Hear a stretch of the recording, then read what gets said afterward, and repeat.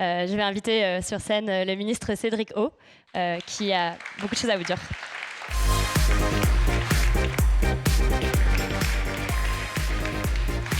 Bonsoir. Alors, je vais commencer par vous proposer de faire quelque chose, c'est de vous rapprocher un peu. Ça fait longtemps qu'on n'a pas eu l'occasion de se voir en vrai. Je ne sais pas si vous vous rendez compte, mais en fait, on n'a jamais l'occasion, ou quasiment jamais, de se voir comme ça. On n'a jamais l'occasion, en fait, de se retrouver d'une certaine manière tous ensemble. Alors pas tous.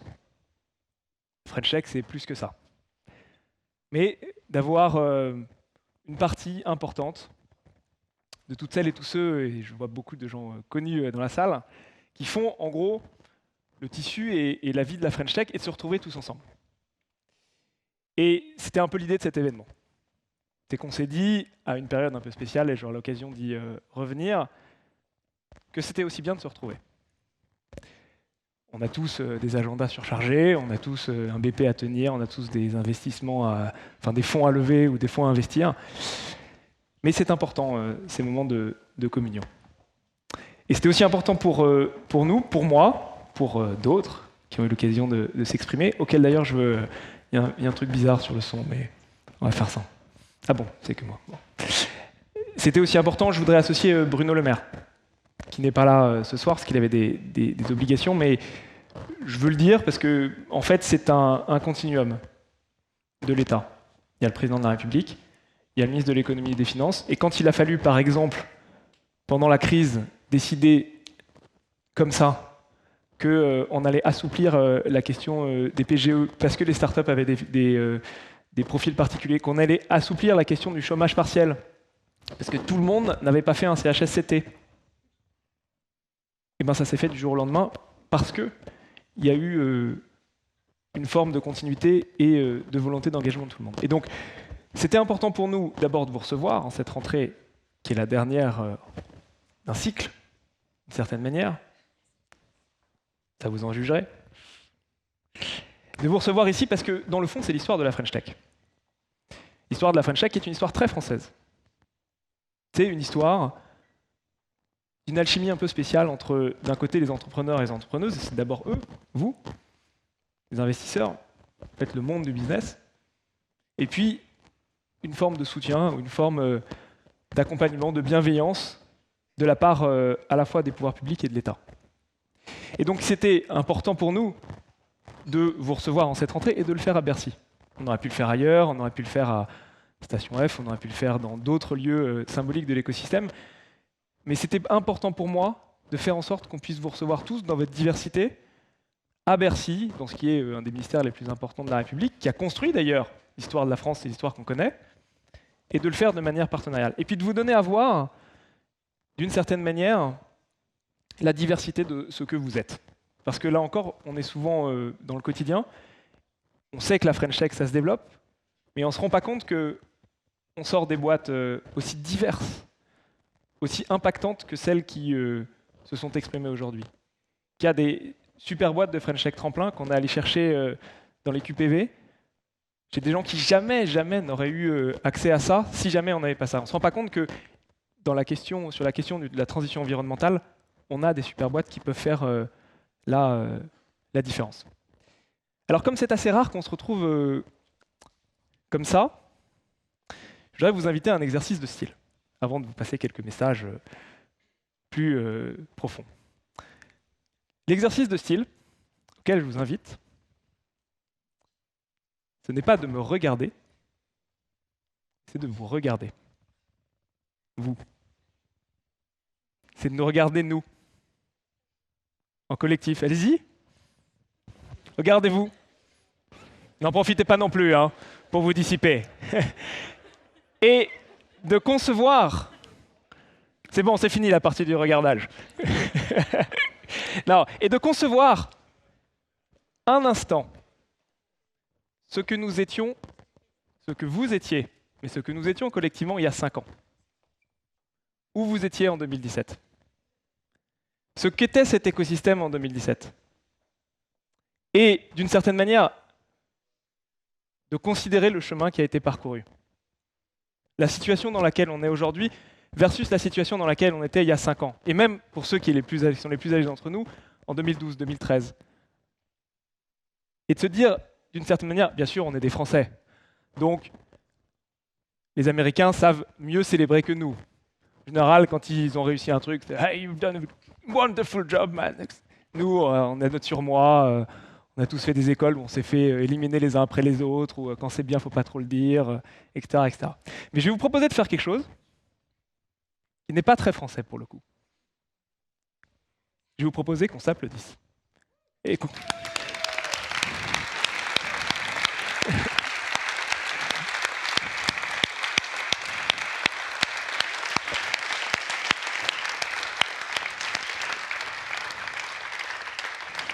Alors, est-ce que ça veut dire qu'on est au bout du chemin?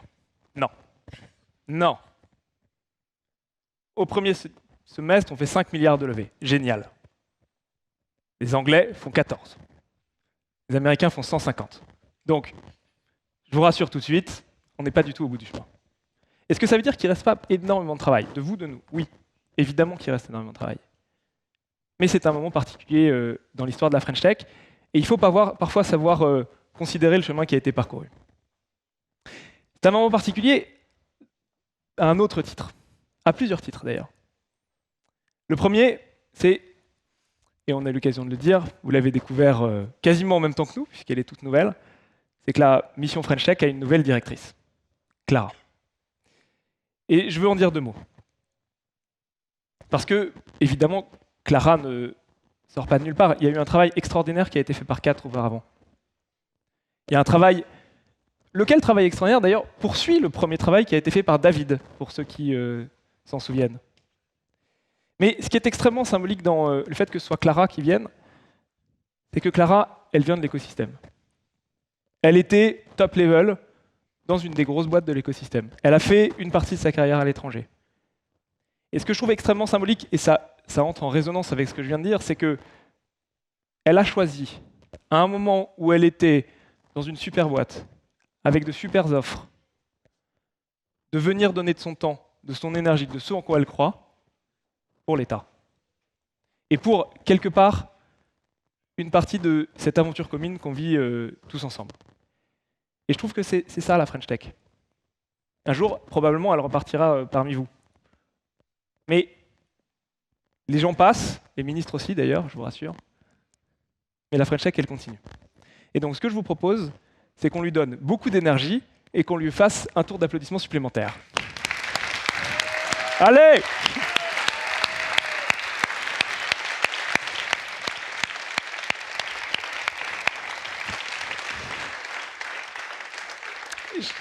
Je ne vais pas être extrêmement long, mais je voulais quand même partager quelques éléments avec vous qui sont évidemment bien moins bien dits que le président de la République, mais quand même.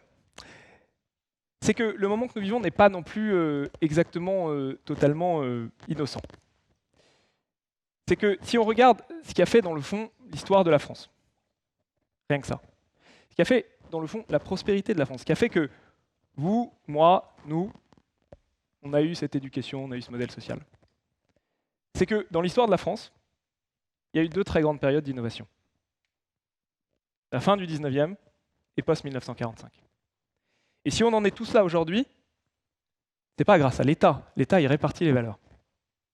Si on en est tous là aujourd'hui, c'est parce qu'à la fin du 19e, il y a des hommes et des femmes qui ont accepté de monter dans des avions dont on ne savait pas s'ils atterriraient, qui ont accepté de manipuler de la radioactivité au péril de leur vie, d'ailleurs elles l'ont payé de leur vie, qui ont accepté de financer, de prendre des risques et de créer des boîtes, des grandes boîtes, dans l'aéronautique, dans la chimie, dans le rail, dans l'automobile, qui sont encore les boîtes qui aujourd'hui font la prospérité française. C'est parce qu'en 1939-1945, plutôt 1945-1960, avec la politique de réindustrialisation du général de Gaulle, il y a là encore des entrepreneurs et des innovateurs qui ont créé les boîtes qu'on connaît, qui ont créé la puissance et le rayonnement de la France. Et c'est parce que ceux-là, entrepreneurs, entrepreneuses, chercheuses, chercheurs, ont été capables de prendre ces risques que nous en sommes là aujourd'hui. Sans eux, on ne serait pas là. Et dans le fond, au-delà des BP, des boîtes de chacun, les uns et les autres. Qu'est-ce qui motive que le gouvernement s'implique autant dans ce sujet? Dans cette alchimie très française, comme le disait Max, il n'y a pas d'autre endroit en Europe, ni dans le monde où ça se passe comme ça. C'est parce qu'on pense très profondément que si vous regardez l'histoire de l'innovation, ce ne sont pas les acteurs en place qui ont fait l'innovation. Ce ne sont jamais les acteurs en place qui ont fait l'innovation. C'est toujours de nouveaux venus. Que ce soit fin 19e, début 20e, 1939 ou 1945, à ce moment-là, les boîtes que nous connaissons aujourd'hui étaient les newcomers. Et donc, c'est pour ça que, depuis 4 ans, au prix parfois de quelques difficultés, il faut l'avouer, on a décidé d'investir sur la French Tech. Ça n'a pas été facile. Ça n'a pas été facile.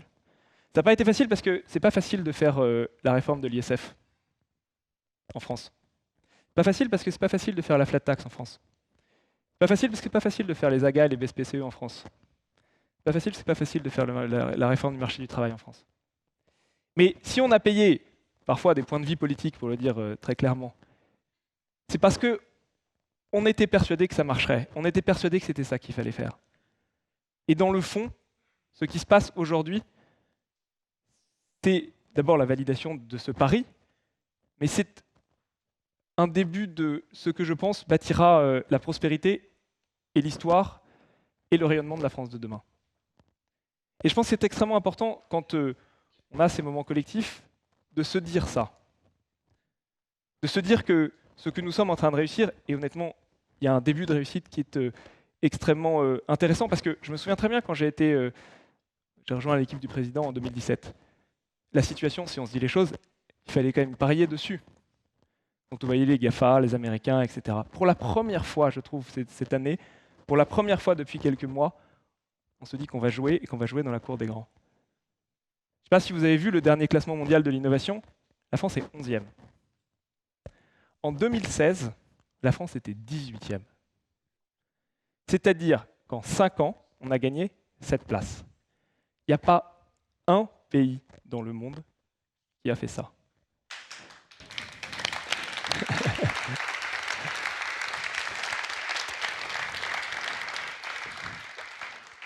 Alors, en fait, il y en a un. La Corée du Sud. Mais, et je ne sais pas si Fleur est là, mais vous aurez remarqué que la Corée du Sud ne réussit pas, en tout cas la France n'a pas beaucoup à se plaindre de la Corée du Sud. Non mais, il y a un élément absolument essentiel, unique, qui est en train de se passer. Et c'est pour ça qu'on a fait tout ça, c'est pour qu'on réussisse à continuer. Alors nous, on veut continuer, c'est ce qu'a dit le président de la République. On veut continuer à divers titres. D'abord, la mission French Tech. La mission French Tech n'est qu'une part de l'écosystème, mais elle est une part essentielle de l'écosystème parce qu'elle change à la fois le quotidien d'entrepreneurs et d'entrepreneuses et parce qu'elle change l'administration, parce que c'est une nouvelle relation entre l'administration et les entrepreneurs. Une relation de confiance. On n'a pas tout le temps été dans les gènes de l'administration, mais qu'on est en train de réussir à transformer. La mission French Tech, aujourd'hui, elle accompagne 200 d'entre vous, sans compter les tremplins. Presque 500 avec les tremplins. On veut que de ces 200, on passe à 1000. On veut massifier, on veut faire en sorte qu'on puisse accompagner partout dans les territoires. Et le deuxième élément qu'on veut faire, c'est qu'on veut continuer à faire en sorte que vous puissiez développer vos business. On va former plus dans le cadre du plan d'investissement. On va travailler sur la commande publique. J'ai entendu les messages de notre ami de Kéros. Mais on va pouvoir aussi vous demander de nous aider. On va vous demander de nous aider parce que si vous regardez qui invente les solutions de demain, ce sont là aussi les innovateurs et les innovatrices. C'est Elon Musk qui fait l'avenir de l'aérospatial dans un secteur que je connais bien, où jamais personne n'aurait pu penser qu'on allait faire une start-up. Dans le cadre du plan d'Invest, le président l'a dit, on va investir beaucoup d'argent. Et on va s'attaquer à une partie de ce qui fait les sujets d'avenir de la France, le nucléaire, l'espace, la santé, l'alimentation. Et cette fois-ci, on ne veut pas tout donner aux grands groupes. On veut faire en sorte que s'il y a quelqu'un qui doit inventer le SMR de demain, Small Medium Reactor, nucléaire, ce soit un entrepreneur. Et ça, c'est un défi pour nous, parce qu'on a du mal à le faire. C'est un défi pour vous. Parce que lequel ou laquelle d'entre vous prendra ce risque? Et on a besoin que vous nous aidiez. On a besoin que vous nous aidiez à trouver ces solutions. Parce que le monde tel qu'il va ne continuera pas s'il n'y a pas plus d'innovation. L'ensemble des défis auxquels on est confronté, inégalité, environnement, tout est une question d'innovation. Donc nous, on va continuer, mais on a besoin que vous aussi, vous nous aidiez. Il y a d'autres messages que je voudrais vous passer avant de conclure et de vous laisser, de nous laisser prendre quelques temps particuliers. Le premier, c'est que on a évoqué les boîtes, on sait qu'il y a plein de licornes, on sait qu'il y a énormément de création d'emplois. Rendez-vous compte, j'étais à Nantes il n'y a pas très longtemps, je crois que Anaïs n'est pas là, mais à Nantes, les startups, c'est 10 000 créations d'emplois en 7 ans. À Lyon, chez Émilie, dans la région où je suis né, le numérique, c'est plus d'emplois que la pharma. Quand on sait ce que ça représente Biomérieux, par exemple, ça dit beaucoup de ce qui est en train de se passer. Mais ce que nous sommes en train de faire, ce que vous êtes en train de faire, c'est un peu plus que ça. C'est qu'on voit que l'histoire de France, l'histoire de notre pays, c'est une tension entre deux choses. D'abord des ingénieurs, des inventeurs, des médailles Fields, des prix Nobel extraordinaires, dont on est tous fiers et qui projettent la France dans l'avenir. Ensuite, c'est une tension avec d'autres parties de l'âme française, j'oserais le dire comme ça, plus compliquée. Une tendance parfois à céder à la jalousie, à céder au pessimisme, à céder à la discorde dans le déclin et à nous quereller. Et d'ailleurs, très honnêtement, c'est, je pense pour chacun d'entre vous, pour chacun d'entre nous, la période que nous vivons. Avec d'un côté une formidable énergie, une formidable aspiration, et de l'autre, on sent une tension dans la société de la part d'une partie de la population qui n'y croit plus, qui pense que les difficultés d'inégalité sociale, l'environnement, fait que notre société se délite. C'est un conflit très classique dans l'histoire de France. Entre cette aspiration à la grandeur, dirait le général de Gaulle, et ces difficultés quotidiennes. Et donc, à travers ce que nous sommes en train de faire, à travers ce que vous êtes en train de faire, c'est plus que les créations d'emplois, c'est plus que les licornes, c'est plus que la réindustrialisation. Il y a un conflit de récits dans lequel ce pays se projette, dans lequel notre pays se projette. Et si on doit réussir, c'est bien sûr parce qu'on veut créer des emplois, on veut faire en sorte d'être meilleur que les Américains, d'être meilleur que les Brits, et garder la valeur ici. Mais c'est aussi parce que ce pays a besoin d'espoir et a besoin qu'on lui dise que oui, il y a des difficultés, oui, il y a des défis qui sont extraordinaires, mais que dans le fond, on est optimiste, qu'on pense qu'on est français, qu'on va trouver les solutions, qu'on va travailler beaucoup, et que ça, on peut le faire ensemble. Le dernier élément que je voulais partager avec vous, c'est, au-delà de cette bataille de récits qu'il faut porter, parce qu'elle ne se portera pas tout seule. Dans vos boîtes, dans vos familles, dans ce que vous êtes. C'est un petit message de responsabilité. Vous l'aurez compris, on est persuadé au gouvernement que nous sommes en train de bâtir l'économie française de demain. C'est normal, c'est le cycle régulier de l'innovation. Mais ça vous donne aussi des responsabilités. Ça vous donne aussi des responsabilités en ce que, si vous êtes en train de bâtir l'économie française de demain, alors vous avez la responsabilité qu'elle soit un peu meilleure que celle d'hier. Ça veut dire que sur les questions environnementales, sur les questions d'impact, sur les questions de mixité, sur les questions de diversité, alors vous avez une grande responsabilité. Oui, c'est compliqué d'aller chercher des talents en dehors des cercles qu'on connaît. Mais on ne va pas se mentir, j'ai fait une grande école de commerce, à part pour les tremplins, je vous ai tous à peu près en 2 ou en 3. Et donc, on doit réfléchir à ça. On doit réfléchir au monde qu'on est en train de construire. On doit réfléchir au fait qu'on a besoin de faire en sorte qu'il y ait plus de femmes, parce que cette assemblée, elle est très belle, mais elle est un peu trop masculine, et de faire en sorte qu'il y ait plus de diversité, parce que cette assemblée, elle est très belle, mais elle est un peu trop endogamique. Il y a des initiatives qui ont commencé à fleurir. Nous, on a fait French Tech Tremplin, on va le développer. Je veux en profiter, puisque je les ai croisés tout à l'heure, pour saluer ce qu'ont fait Saïd Amouche, Anthony Babkin et Guillaume Gibaud avec Take Your Place. Parce que oui, c'est compliqué. Oui, ça ralentit un tout petit peu les process. Mais c'est indispensable pour plusieurs raisons. Pour une raison d'égalité, évidemment. Pour une raison de performance. Et pour une raison de soutenabilité. Parce qu'on ne peut pas prétendre, aux yeux de nos concitoyens, dans un moment où il y a des tensions sur la question des startups, qu'on est en train de créer l'avenir, qu'on va offrir des solutions, que INSEC ou Innovafeed rembauchent des ouvriers de Whirlpool et de Goodyear et avoir une tech qui, dans le fond, ne ressemble pas à la société française. Et ça, c'est notre responsabilité, bien sûr, à travers l'éducation, les politiques de la ville, etc. C'est votre responsabilité aussi.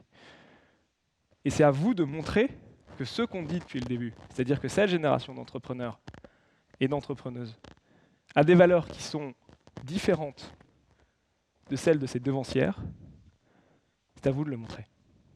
Alors, je ne vais pas être beaucoup plus long. Je vais bientôt vous laisser retourner, vous désaltérer.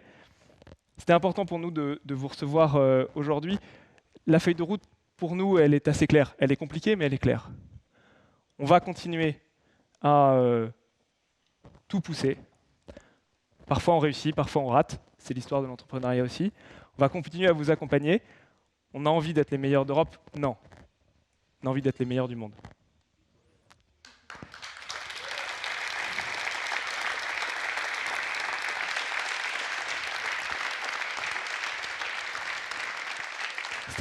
C'était pas la fin de mon discours, il restait une phrase. Du coup, vous m'avez un peu... Donc regardez-vous, regardons-nous, et maintenant au travail. Merci.